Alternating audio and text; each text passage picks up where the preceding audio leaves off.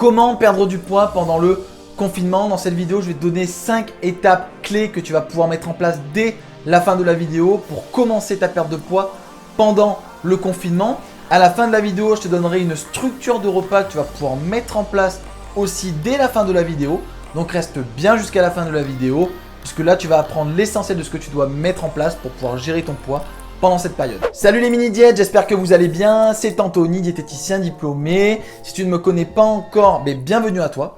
Bienvenue sur la chaîne ADF Coaching, une chaîne qui parle de nutrition et de perte de poids sans régime et sans sport. Et en ce moment, je fais toute une série de vidéos spéciales confinement, spéciales Covid, spéciales couvre-feu, où je t'explique comment faire pour gérer ton poids pendant cette période. Donc si ce contenu t'intéresse, abonne-toi, active la cloche, comme ça tu recevras une notification dès que je sors du contenu. Comment perdre du poids pendant le confinement? Dans un premier temps, déjà, on va rappeler très rapidement comment fonctionne la perte de poids. Et dans un second temps, je te donnerai toutes les étapes que tu dois suivre pour y arriver. Perdre du poids, ce n'est ni plus ni moins que des mathématiques. Donc ça fait plusieurs fois que je l'explique, que je le répète dans cette série de vidéos spéciale Covid.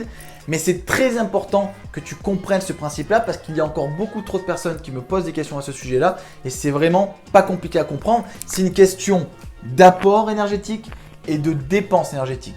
D'un côté, tu manges des calories, tu manges des aliments par jour, ça t'apporte de l'énergie au corps. Et d'un autre côté, tu dépenses de l'énergie par jour.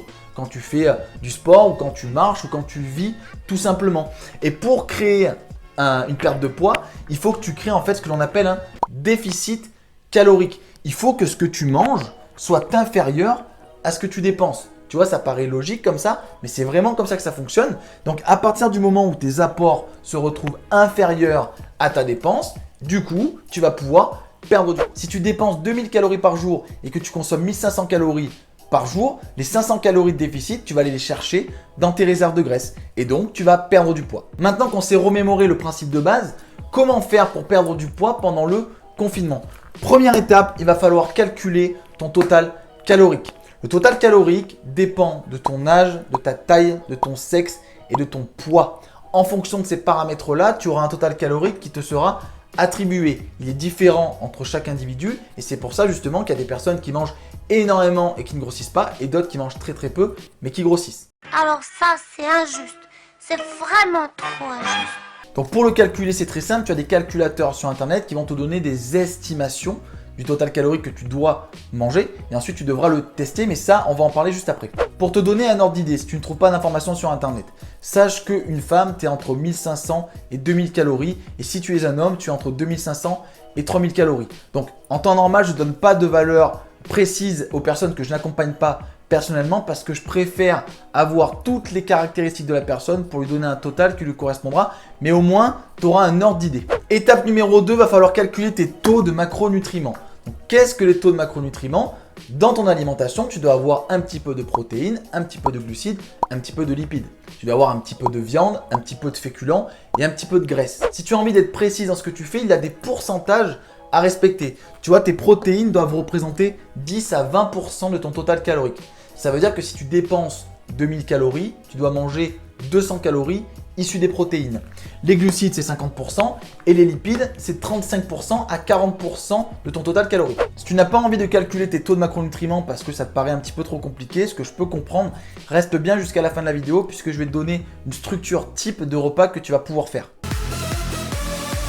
Étape numéro 3, il va falloir maintenant créer et planifier tes repas par rapport au total calorique que tu auras trouvé. Admettons, tu as une total calorique de 1800 calories. Il faut que tous tes repas que tu manges à ta journée t'apportent au maximum 1800 calories. Donc tu peux y mettre les aliments qui te font plaisir tant que tu ne dépasses pas ce total calorique. Et quand je te parle de planifier, ça veut dire qu'il faut que tu détermines un nombre de repas par jour. Ça peut être 3 repas, ça peut être 4 repas, ça peut être 6 repas, ça peut être 8 repas.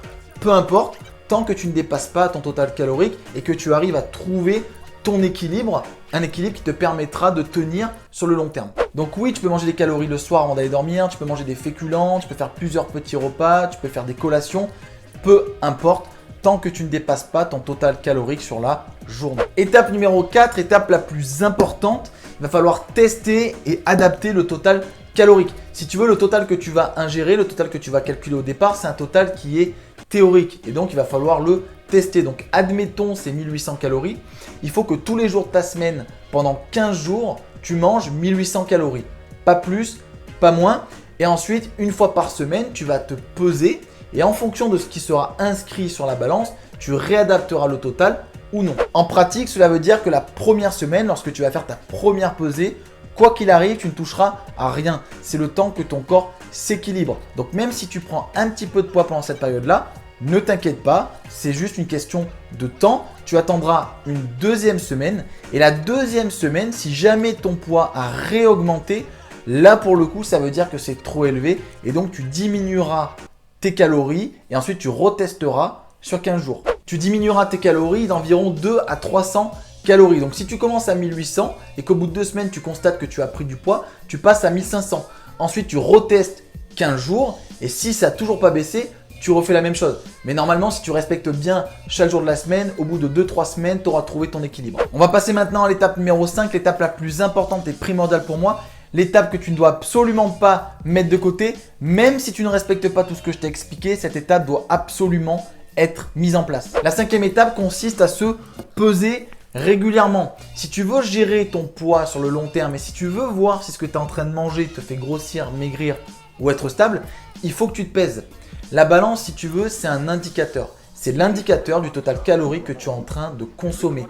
Donc si ton poids augmente plusieurs semaines sur la balance, cela veut dire que ce que tu manges est excédentaire à tes besoins et donc que tu manges plus que ce que tu dépenses. Au contraire, si la balance indique un poids qui diminue au fur et à mesure des semaines, cela veut dire que ce que tu consommes est inférieur à ta dépense et donc que tu es en train de perdre du poids. L'étape numéro 5 est donc la plus importante pour moi. Tu dois absolument te peser régulièrement.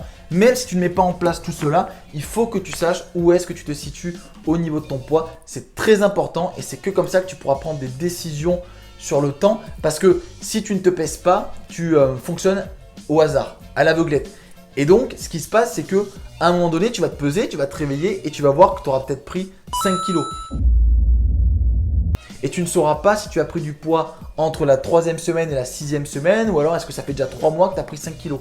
D'où l'intérêt de se peser régulièrement. Chose promise, chose due, si tu ne veux pas t'embêter à calculer tes taux de macronutriments, ce que je peux te conseiller comme structure de repas, c'est que déjà midi et soir, tu manges des protéines. Donc une viande, un poisson, un jambon ou des œufs. Ensuite, tu rajoutes des féculents avec un fruit. Ok. Si tu as encore de la place, tu mets des légumes. Et ensuite, tu peux rajouter de l'huile pour la cuisson, de l'huile pour la vinaigrette ou un morceau de fromage. Je te conseille de rester sur 2 cuillères à soupe d'huile par repas ou un équivalent. Tu vois, par exemple, un morceau de fromage, c'est une cuillère à soupe. Et déjà, si tu fais ça, tu auras déjà une bonne structure qui tiendra la route. Ne néglige pas non plus le petit déjeuner, mais pareil, des féculents le matin avec pourquoi pas un petit peu de beurre, pourquoi pas un fruit et un yaourt, fait par rapport à ce que toi, tu as envie de manger. Et si jamais tu sais qu'à 10h ou à 16h ou même à 22h, tu as un petit creux, n'hésite pas à mettre une collation que tu auras prévue à l'avance et que tu auras quantifié. Ça t'évitera comme ça de grignoter de manière anarchique et ça te permettra de gérer au mieux ton apport calorique. J'espère que la vidéo t'a plu, j'espère que tu as pu comprendre ce que tu devais mettre en place pour perdre du poids. Donc si c'est le cas, n'hésite pas à partager la vidéo, n'hésite pas à commenter la vidéo, n'hésite pas à la liker. Et demain, nous parlerons des grignotages, comment gérer les grignotages pendant le confinement. Donc pour être au rendez-vous, si ce n'est pas encore fait, abonne-toi, active la cloche et je te dis à demain.